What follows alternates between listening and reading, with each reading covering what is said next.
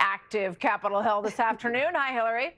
Hi, Martha. Well, Democrats were mad because Elon Musk exposed all this unpaid, unnecessary new spending that was stuffed in the government funding bill. So this era of smuggling new spending for pet projects in must-pass legislation may be over for everyone. Mike Johnson negotiated a deal with Leader Jeffries and Chuck Schumer and Joe Biden. And now he's reneging on the deal because the shadow president, Elon Musk, said that we shouldn't be doing this deal. It'll be their fault that Americans don't get disaster relief, that Americans don't get their Social Security checks. That is on the Republicans. But if Democrats are really worried about people getting disaster aid and Social Security checks, we will see if they vote for this deal to keep the government open without all the extras attached to it. Republicans say they had legitimate concerns for ditching the deal, saying it used disaster aid for hurricane victims as a Trojan horse stuffed with special perks, including giving lawmakers a pay raise. Trump transition spokesperson Caroline Leavitt telling Fox the idea that Musk is a shadow president could not be more wrong, saying as soon as President Trump released his official stance on the CR, Republicans on Capitol Hill echoed his point of view. President Trump is the leader of the Republican Party, full stop. Republicans say it wasn't Elon Musk that blew up the deal. It was constituents back home that were blowing up their phones. And Martha, it seems like as this deal is quickly coming together, we're expecting that there could be a vote as soon as today. And as I mentioned, it's going to be interesting to see if it's just a clean extension of government funding to avoid a shutdown. It'll be interesting to see if Democrats join with Republicans to avert a government shutdown or make Republicans do it all on their own. Martha? Yes, it will. Thank you very much, Hillary. Joining me now, Charlie Hurt, Washington Times opinion editor and columnist and a Fox News contributor, and Brian Breinberg, co-host of The Big Money Show on Fox Business Network. Okay, I'm looking forward to hearing your take on this. Let me start with you, Charlie Hurt, because it seems to me that Washingtonese Democrats call him President Elon Musk. They know that that's going to, they're hoping that will get under the skin of President Trump, even though he has a long history of saying, go ahead and shut it down, right? Yeah, they're definitely trying to get under his skin. Of course, it's absolutely absurd. Anybody who's spent 1 minute with Donald Trump knows that Donald Trump doesn't like sharing power with him is like sharing a banana with a gorilla. It's not going to work out very well for you. He does not share these sorts of things. Do you think Musk stepped over the line? No, I don't think so at all, actually. I think that one of the things he likes about Elon Musk is the fact that he's a very smart guy, obviously, and he's not afraid to express his opinions. And, you know, one of the stupidest things that people have always said about Donald Trump is that he wants to surround himself by yes men. No, he doesn't. He's never surrounded himself by yes men. He loves the give and take, and he loves especially the give and take from really smart people like Elon Musk and Vivek Ramaswamy. Right. Yeah. Brian, you know, it strikes me that Elon Musk is a private citizen. He's leading this Doge effort. He, you know, bought Twitter so that he could, for freedom of expression in the town square. I don't think he's ever going to stop saying what he thinks should happen next. I'm not sure that that presents any conflict with the president, who is his boss in this situation. What do you think? No, I think he's doing exactly what Donald Trump hoped he would do when he aligned with Elon Musk. He said, you've got the biggest megaphone in America and you want to use it, so get out there.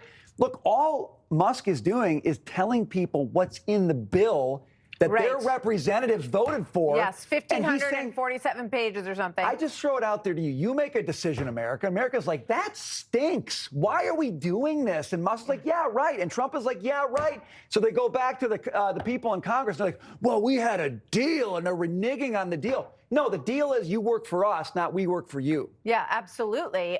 You know, when you look at this situation, Charlie, of you know, this panic. We always get this panic, right? Like, oh my God, what if the government shuts down?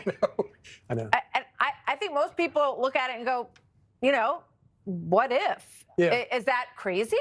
Well, look, we're $36 trillion in debt. It's not going to get fixed without, you know, uncomfortable, unpleasant, things that are going to have to happen. And as you pointed out a minute ago, Donald Trump has always been very clear. He doesn't see shutting down the government as a problem. Right. And I would also, if you go back and you look at every single one of the shutdowns that we've been through, every single time Republicans get blamed, fairly or unfairly, they get blamed for it.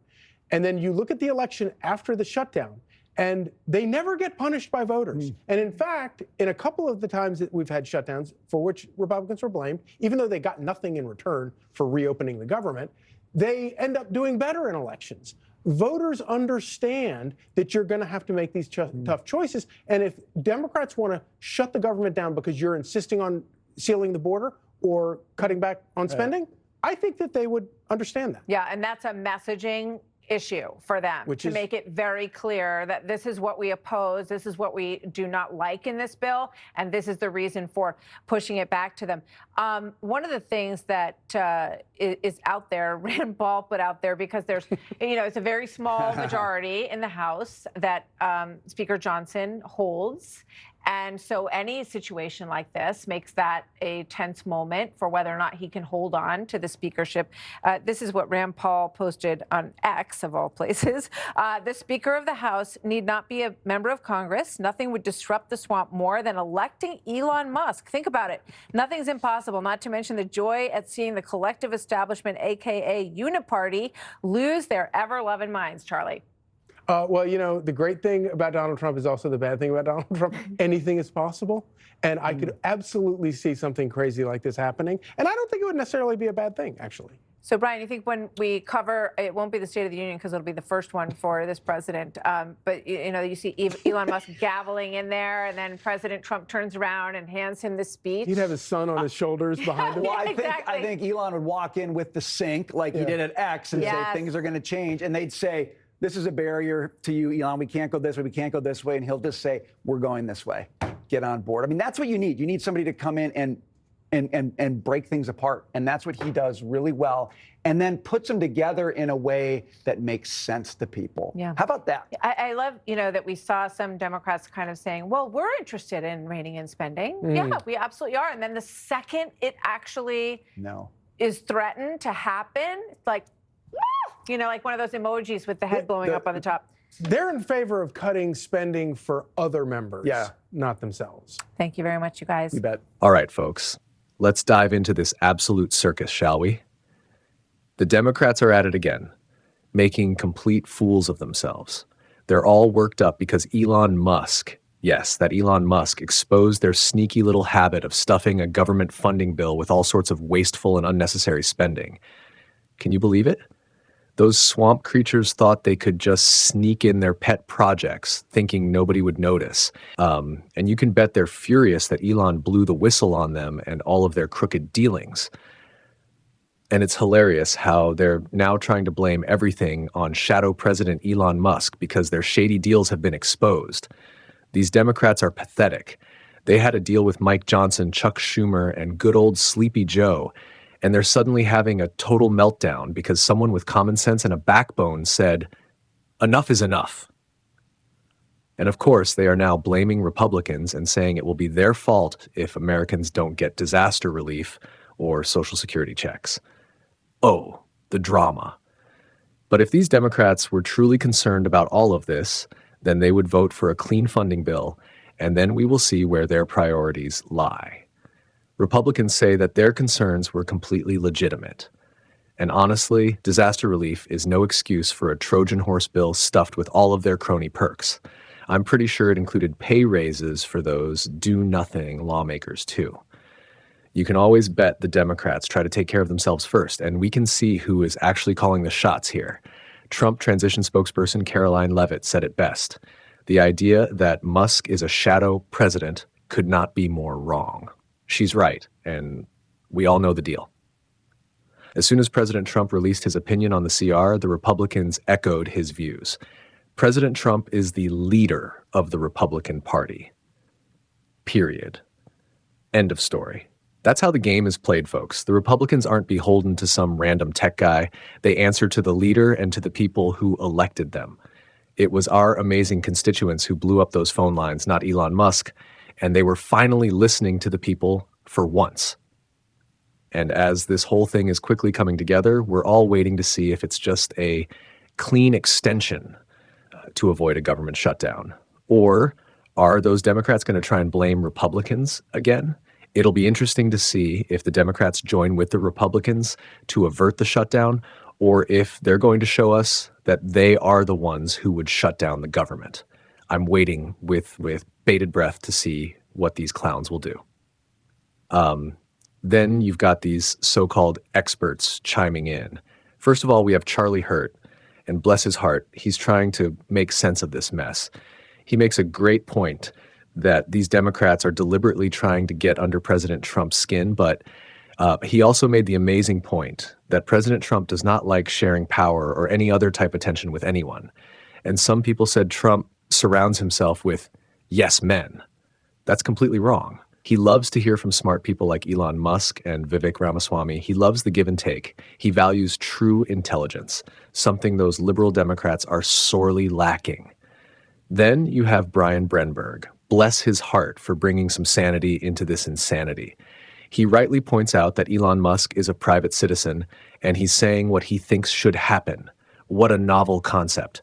And frankly, he is doing exactly what President Trump wanted him to do. Trump recognized that he had the largest megaphone in America and told him to go use it.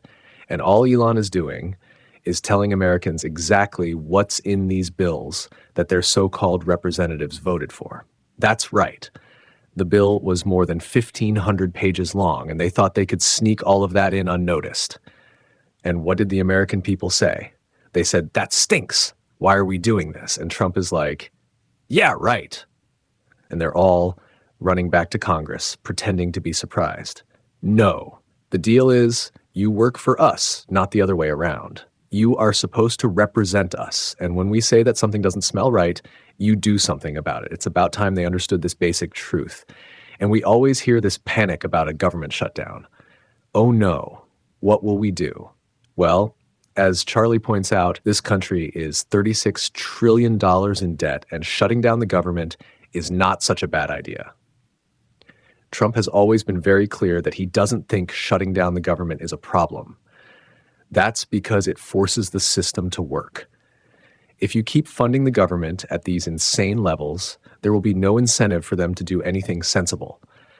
And honestly, Republicans always get blamed for a government shutdown, unfairly or otherwise, and they never get punished by voters.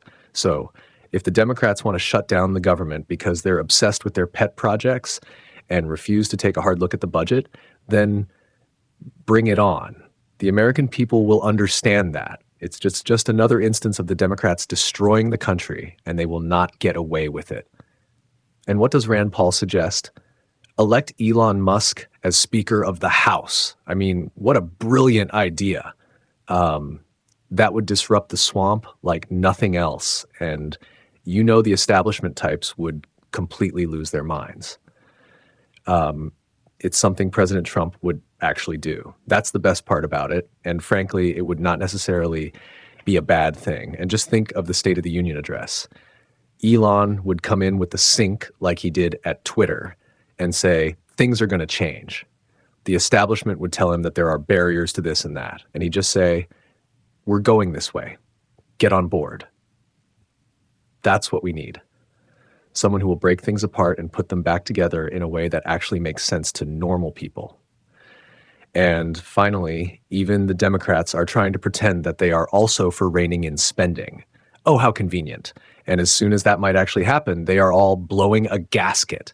It's like those emojis with the head exploding. It proves, once and for all, that they only like spending when it involves them.